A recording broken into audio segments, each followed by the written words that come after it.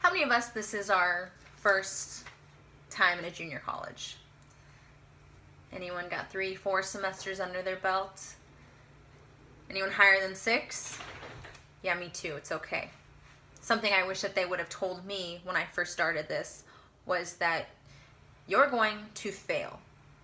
Whether it be a quiz, a midterm, or the whole course, you're going to fail, and that failure is a part of who you are.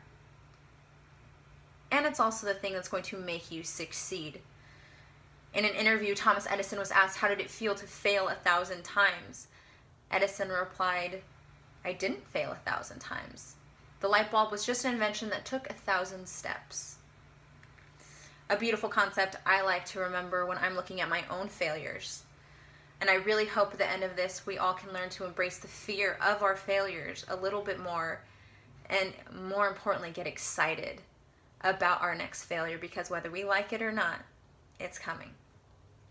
We like to live in a society that's so focused on not failing and hiding our flaws that we forget to aim to succeed altogether. We focus on things like social media that leaves us finding our self-validation in it and instant gratification when we post something. But with both those things, it also leaves us with little to no patience. Back in the 60s, a study was done by a psychologist named Walter Mischel, who performed the marshmallow test on a group of toddlers. He told the toddlers that they could have 1 marshmallow right now, or if they waited a little bit longer, they could get 2 marshmallows. Fast forward 10 years later, the ones that did wait were described to be more academically and more sociably more competent than their peers. But in a society where I can have 2 marshmallows now, 2 marshmallows a little bit later, I can even get marshmallows delivered to my door if I'd like.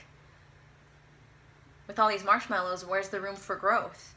Where's the room for our 1,000 steps?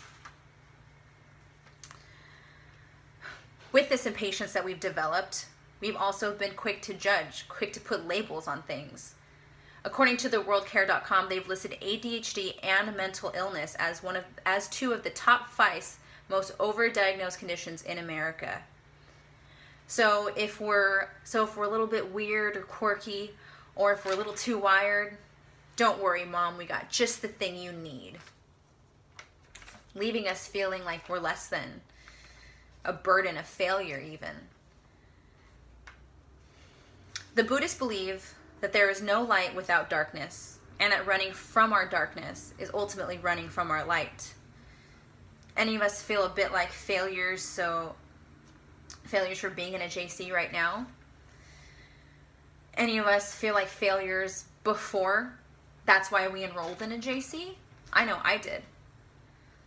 I was so scared and I was so ashamed of the stigma that goes along with enrolling in a junior college. I was quickly becoming part of that 70% that the Institute of Higher Learning said I would either drop out or worse, not even transfer after all this work. But honestly, what's so bad about that? How many of us know people that actually use their degree, or say that they don't even use the degree that they got for the job they have now, or live a pretty great life without one? Now, I'm not telling you to drop out now, but what I'm saying is that the lessons you learn aren't only going to be from your professors, but that the failure and defeat will be your greatest teachers of all. I also think that there are ways to effectively fail, and I have 3 that I think are the most important. Number 1 is to be honest. Have that brutal, honest conversation with yourself on why you think that this is a failure. It's easy to turn the TV on or to start scrolling, but like the Buddhists say, you will never speak to anyone more than you speak to yourself. So be kind. Number 2, let out your frustrations. Find something you enjoy and use that failure to turn it into something that you love. And number 3, and what I think is certainly the most important, is to get excited. Because when you think it's all over, you're going to see the light.